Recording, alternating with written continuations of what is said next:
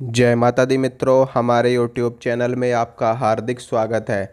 आज मैं आपको बताऊंगा कि क्या आप बिना गुरु के भी मंत्र को सिद्ध कर सकते हैं। इससे पहले मैं बात करूंगा अपनी पिछली वीडियो की, जिसमें मैंने आपको कुछ कारण बताए थे जिनकी वजह से साधना में सफलता नहीं मिलती, जिनकी वजह से साधकों को मंत्रों की सिद्धि प्राप्त नहीं होती, जिनकी वजह से लोगों को देवी देवताओं के दर्शन प्राप्त नहीं होते, या जिनकी वजह से उनकी साधनाएं खंडित हो जाती हैं और उनको कभी भी सफलता प्राप्त नहीं होती।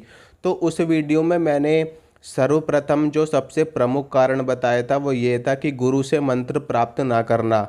और उसमें मैंने ये बताया था कि गुरु से मंत्र प्राप्त करें, उसके बाद ही कोई साधना करें। बिना गुरु से मंत्र प्राप्त किए कोई भी साधना सफल नहीं होती, कोई भी सिद्धि प्राप्त नहीं होती। किसी भी तंत्र में, मंत्र में, यंत्र में, किसी भी कर्म में हमें सफलता प्राप्त नहीं होती जब तक हम गुरु के द्वारा मार्गदर्शन नहीं लेते, गुरु से मंत्र प्राप्त नहीं करते। तो कुछ लोगों ने कमेंट किया था कि आपने पहले पुरानी वीडियोस में कह रखा है कि बिना गुरु के भी मंत्र को हम सिद्ध कर सकते हैं, और अब आप ये कह रहे हो कि गुरु से मंत्र प्राप्त करें उसके बाद ही कोई साधना करें। देखिए, मेरे कहने का आशय ये नहीं था। कुछ लोग मेरी बात को समझ गए हैं, लेकिन कुछ लोग अभी भी मेरी बात को नहीं समझ पाए हैं। तो इस वीडियो में मैं यही आपको समझाना चाहता हूँ कि मेरा कहने का अर्थ ये था कि गुरु आप किसी व्यक्ति विशेष को भी बना सकते हैं। अगर कोई व्यक्ति विशेष आपको नहीं मिल रहा है, कोई योग्य गुरु आपको नहीं मिल रहा है, शरीर रूपी गुरु आपको नहीं मिल रहा है, योग्य गुरु नहीं मिल रहा है, तो आप अपने इष्ट देव को अपना गुरु मान सकते हैं। आप भगवान शिव को अपना गुरु मान सकते हैं। आप भगवान हनुमान को अपना गुरु मान सकते हैं। आपके कोई दादा परदादाओं, कोई अच्छे सिद्ध संतों जो जिनकी समाधि लगी हुई हो, या आप उनको भी अपना गुरु मान सकते हैं। नहीं तो आप, सबसे अच्छा ये कि आप अपने इष्ट देव को ही अपना गुरु मान करके साधना कर सकते हैं। मेरा कहने का अर्थ ये था, ठीक है, जो मैंने अपनी कल वाली वीडियो में आपको बताया था उसमें मेरा कहने का अर्थ ये था। और यही मैं कहना चाहता था कि बिना गुरु के आपको साधना नहीं करनी है। किसी ना किसी को गुरु जरूर बनाना है, किसी ना किसी को गुरु अवश्य बनाना है। लेकिन कुछ लोग तो मेरी बात को समझ गए और कुछ लोग मेरी बात को नहीं समझ पाए, और उन्होंने कमेंट किया है कि ऐसे कह रहे हो आप वैसे कह रहे हो। तो मैं यही कहना चाहता हूँ कि आप लोग पहले मेरी बात को गहराई से समझा करो, फिर उसके बाद में ही कमेंट किया करो कि आप पहले ये कह रहे थे और अब आप ये कह रहे हो। लेकिन क्या कर सकते हैं, कुछ लोगों को बात जल्दी समझ में नहीं आती, कुछ लोगों को जल्दी समझ में आ जाती। खैर, कोई बात नहीं। अगर आपको नहीं समझ में आई थी बात, तो अब मैं आपको समझा देता हूँ। गुरु अगर आपको कोई योग्य मिल जाता है तो बहुत अच्छी बात है, नहीं तो आप अपने इष्ट देव को ही अपना गुरु मान करके आप मंत्र को सिद्ध कर सकते हैं, अपनी साधनाएं कर सकते हैं। या फिर जिनसे आप प्रेरित हैं, जिनकी आप वीडियो देखते हैं या जिनको आप मानते हैं, आप उनको भी अपना गुरु मान सकते हो। मान लीजिए आप मेरी वीडियोस देखते हो, आप मुझे फॉलो करते हो, तो आप मुझे भी अपना गुरु मान करके साधना कर सकते हैं। जिसमें आपकी रुचि हो, जिसमें आपकी इच्छा हो, जो भी व्यक्ति आपको अच्छा लगता हो कि वो व्यक्ति मार्गदर्शन अच्छा करता है, तो आप उनको अपना गुरु मान करके साधना कर सकते हैं। ठीक है, तो मेरा कहने का मतलब ये था। तो अब शुरू करते हैं, आगे की जानकारी मैं आपको देता हूं कि कैसे। और इसीलिए मैंने ये वाली वीडियो बनाई है। मेरी इस वीडियो बनाने का जो मुख्य कारण है वो यही है कि आप लोग को बात समझ नहीं आई, और उसी बात को समझाने के लिए मुझे ये वीडियो बनानी पड़ी। नहीं तो मैं ये वीडियो दोबारा नहीं बनाता। ठीक है, तो इसमें आपको करना क्या है, मान लीजिए आपको कोई मनुष्य रूपी गुरु नहीं मिल रहा है जो योग्य हो, जो सही हो, जो सही से आपका मार्गदर्शन कर सके, या जिनसे आपका मन ना मिलता हो, तो आपको करना क्या है कि अपने इष्ट देव से भी आप मंत्र को प्राप्त कर सकते हैं। आप भगवान शिव से मंत्र को प्राप्त कर सकते हैं। कैसे? देखिए, जिस मंत्र में आपकी सबसे ज़्यादा रुचि हो, जो मंत्र आपको सबसे ज़्यादा अच्छा लगता हो, चाहे वो पंचाक्षरी मंत्र हो, चाहे वो षडाक्षरी मंत्र हो, चाहे वो नवारण मंत्र हो, चाहे वो द्वादशाक्षर मंत्र हो, चाहे वो अष्टाक्षरी मंत्र हो, चाहे वो चतुर्दशाक्षरी मंत्र हो, चाहे वो गायत्री मंत्र हो, महामृत्युंजय मंत्र हो, जो मंत्र आपको सबसे ज़्यादा अच्छा लगता हो, उस मंत्र को भोजपत्र पे लिख लो आप। ठीक है, उस मंत्र को लाल रंग की स्याही से भोजपत्र के ऊपर आप लिख लो। अष्टगंध की स्याही बना सकते हो आप। अष्टगंध की स्याही अगर आपको नहीं बनानी तो आप किसी भी लाल रंग की स्याही से जो आप कुमकुम होता है उस कुमकुम को आप घोल लो, जैसे आप तिलक लगाते हो, और उसी से आप उस मंत्र को लिख लो भोजपत्र के ऊपर। वो भी नहीं मिलता तो आप रेड कलर का स्केच ले आओ मार्केट से, स्टेशनरी की शॉप से। वहाँ से स्केच ला करके उस स्केच से आप भोजपत्र के ऊपर जो मंत्र आपको सबसे ज़्यादा अच्छा लगता है उस मंत्र को आप लिख दो।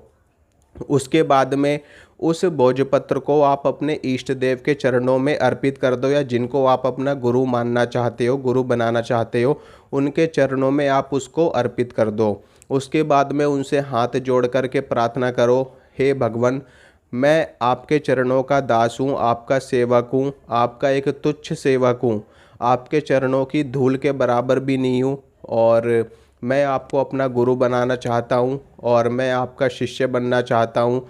और गुरु मंत्र के रूप में मुझे ये वाला मंत्र सबसे ज़्यादा प्रिय है।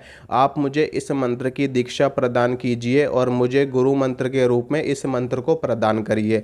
इस प्रकार से आपको प्रार्थना करनी है उनके सामने, और उसके बाद में उस मंत्र को आपको धारण कर लेना है, उस मंत्र को याद कर लेना है, और अपने गुरु के सामने ही उस मंत्र को आपको 11 बार उच्चारण करना है। ठीक है, बोल बोल करके अपने गुरु के सामने ही बोल बोल करके आपको उस मंत्र को 11 बार बोलना है। इतना ज़ोर से नहीं बोलना कि आपको पूरे घर में सब लोग सुन ले, नहीं, आराम आराम से बोलना है ताकि सिर्फ आपको सुनाई दे और आपके गुरु जी को सुनाई दे। 11 बार उस मंत्र को बोलना है। उसके बाद में वो आपका गुरु मंत्र हो जाएगा। फिर आप उस मंत्र का जाप करके उस मंत्र को सिद्ध कर सकते हैं, आपको अवश्य मंत्र सिद्धि प्राप्त होगी। हमारे शास्त्रों में भी ये उल्लेख मिलता है कि कोई भी साधना, कोई भी मंत्र, कोई भी तंत्र, कोई भी यंत्र, कोई भी भैरव भैरवी साधना, यक्षिणी साधना, तांत्रिक साधना, मांत्रिक साधना, हर प्रकार की प्रक्रिया में, हर प्रकार की क्रिया में गुरु का महत्व होता है। ठीक है, लेकिन गुरु का महत्व होता है तो आप किसी को भी अपना गुरु मान करके साधना कर सकते हैं।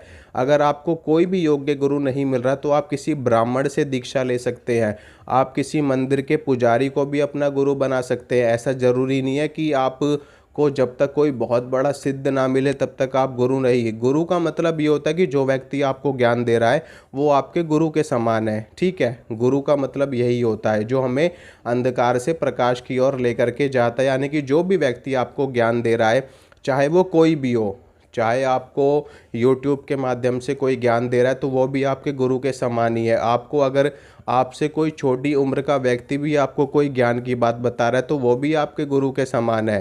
ठीक है, आप स्कूल में जाते हो, वहाँ पर आप पढ़ते हो, तो वहाँ पर जो अध्यापक, जो अध्यापिकाएं, टीचर्स आपको पढ़ाते हैं, आपको ज्ञान देते हैं, आपको सिखाते हैं, तो वो भी आपके गुरु के समान है। ठीक है, वो भी आपके गुरु ही है। इसी प्रकार से आप कॉलेज में जाते हो, वहाँ पर टीचर्स आपको सिखाते हैं तो वो भी आपके गुरु हैं। इसी प्रकार से आपके माता पिता भी आपको जीवन जीने का तरीका सिखाते हैं, जीवन जीने की तरीका बताते हैं कि इस तरीके से जीवन जिया जाता है, यहाँ पे खतरा है, यहाँ पे हमें फ़ायदा है, यहाँ पे लाभ है, यहाँ पे हानि है।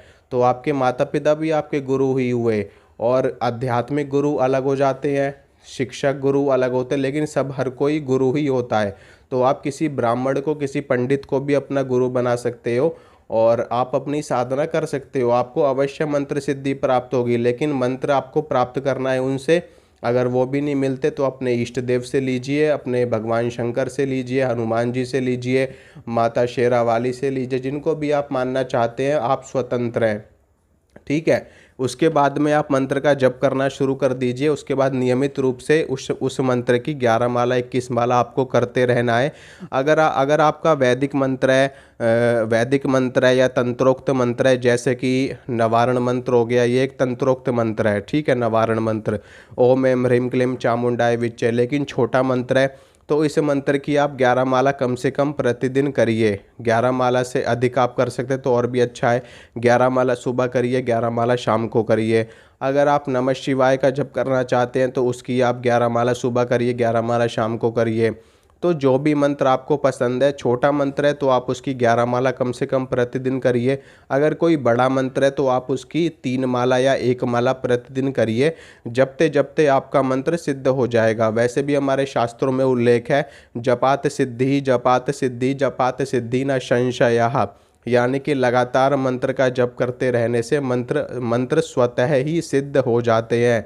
इस बात में तनिक भी संशय नहीं है। जिस प्रकार से आप ज़मीन में गड्ढा खोदते हो और खोदते रहते हो, खोदते खोद एक समय ऐसा आता है कि जब धरती से पानी निकल जाता है। इसी प्रकार से आप स्टडी करते हो, स्टडी करते करते वो चीज़ आपको इतनी ज़्यादा इतने अच्छे तरीके से आ जाती है कि एग्ज़ामिनर आपसे कोई सा भी क्वेश्चन पूछ ले, आप उसका उत्तर फटाक से दे देते हो। ठीक है, तो ये भी एक तरीके की स्टडी है, ये भी एक तरीके की साधना है। लगातार किसी कार्य को करने से उस कार्य में हमें महारत हासिल हो जाती है। आप अगर जिम करते हो, आप बॉडी बिल्डर हो, बॉडी बनाना चाहते हो, तो आप लगातार जब जिम करते रहते हो तो आपकी बॉडी ऑटोमेटिक ही बन जाती है। इसमें अलग से कोई रॉकेट साइंस नहीं है। ठीक है, बस आपको एक सही ट्रेनर की आवश्यकता होती है, सही मार्गदर्शक की आवश्यकता होती है। उसके बाद में आपको बस खाली मेहनत करनी होती है, आपको बस खाली परिश्रम करना होता है। तो इसी प्रकार से मंत्र साधनाएं होती हैं, इसी प्रकार से तंत्र साधनाएं होती हैं, इसी प्रकार से शाबरी विद्या की साधनाएं होती हैं, इसी प्रकार से भैरवी विद्याएं की साधनाएं होती हैं। तो बहुत सारी चीज़ें होती हैं। हर चीज़ को जब आप लगातार करते रहोगे, इसी प्रकार से ध्यान से लेकर के समाधि की अवस्था तक पहुंचा जाता है। जब आप लगातार कंटिन्यू ध्यान करते रहेंगे तो ध्यान करते करते आपका ध्यान इतना गहरा होता चला जाएगा कि आपकी समाधि लगने लगेगी अपने आप ही। इसमें कोई रॉकेट साइंस नहीं है। ठीक है, बस आपको अभ्यास करना है। अभ्यास करने से ही आपको सिद्धि प्राप्त हो जाएगी, अभ्यास करने से ही आपको मास्टरी हासिल हो जाएगी। जैसा कि मैंने बताया, practice makes a man perfect.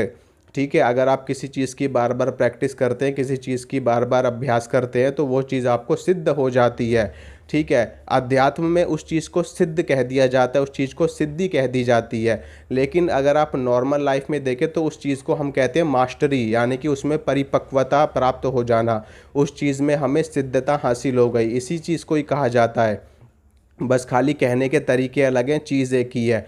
तो आपको लगातार मंत्रों का जप करते रहना, जपते जपते अपने आप ही मंत्र सिद्ध हो जाते हैं। इसमें कुछ भी अलग से कुछ नहीं करना होता, कोई घबराने की ज़रूरत नहीं है, कोई डरने की आवश्यकता नहीं है। जिस मंत्र में आपकी रुचि हो उस मंत्र को आप पकड़ लो और अपने किसी योग्य ब्राह्मण से, किसी योग्य आचार्य से उस मंत्र की दीक्षा ग्रहण करो, मंत्र के बारे में जानकारी हासिल करो। हासिल तो आपको हो जाएगी, जिस मंत्र में आपकी रुचि होगी उस मंत्र के बारे में स्वतः ही आपको जानकारी हासिल हो जाएगी ईश्वरीय कृपा से। उसके बाद में उस मंत्र को दीक्षा के तौर पे ब्राह्मण से ग्रहण करो और उसके बाद में उस मंत्र का जप करना शुरू कर दो। बीच बीच में उस मंत्र से आप हवन करते रहो। देखते हैं कैसे मंत्र सिद्ध नहीं होता, मंत्र ज़रूर सिद्ध होगा। बस आपके अंदर धैर्य होना चाहिए, आपके अंदर संयम होना चाहिए, आपके अंदर दृढ़ संकल्प होना चाहिए। ये नहीं कि आपने बस खाली 2 महीने मंत्र का जप किया और आप कहने लगो मुझे तो कुछ असर ही नहीं हो रहा, मुझे तो कुछ महसूस ही नहीं हो रहा। ठीक है, ये सूक्ष्म विद्याएं, ये सूक्ष्म ज्ञान है, ये सूक्ष्म रूप से अपना असर दिखाती है। लेकिन आपको हार नहीं माननी, बस आपको मंत्र का जप करते रहना है, मंत्र आपका ज़रूर सिद्ध होगा। ठीक है, ये मेरी गारंटी है। और बताओ, मैं आपको कहता हूँ अगर आप मेहनत करोगे तो इस धरती पे कोई ब्रह्मांड में कोई ऐसी शक्ति नहीं है कि अगर आप मेहनत कर रहे हो और उस मेहनत का फल आपको ना मिले। असुर हुआ करते थे, राक्षस हुआ करते थे, उनकी नीयत ही खराब हुआ करती थी, लेकिन उसके बावजूद भी भगवान उनको वरदान देते थे आकर के। क्यों देते थे? भगवान तो जानते थे कि ये वरदान पाने के बाद में साधु संतों को सताएगा, धरती का विनाश करेगा, देवताओं का हरण करेगा, स्वर्ग पे अपना कब्जा जमाएगा। उसके बावजूद भी भगवान वरदान देते थे। क्यों देते थे? क्यों भगवान शिव राक्षसों को वरदान देते थे? क्यों भगवान ब्रह्मा वरदान देते थे? क्यों रावण को वरदान प्राप्त हुआ था? क्यों देते थे? क्यों? क्योंकि वो मेहनत कर रहे थे, क्योंकि वो साधना कर रहे थे। अगर कोई व्यक्ति मेहनत कर रहा है तो ब्रह्मांड की कोई ऐसी शक्ति नहीं है कि उस व्यक्ति को उसकी मेहनत का फल ना मिले।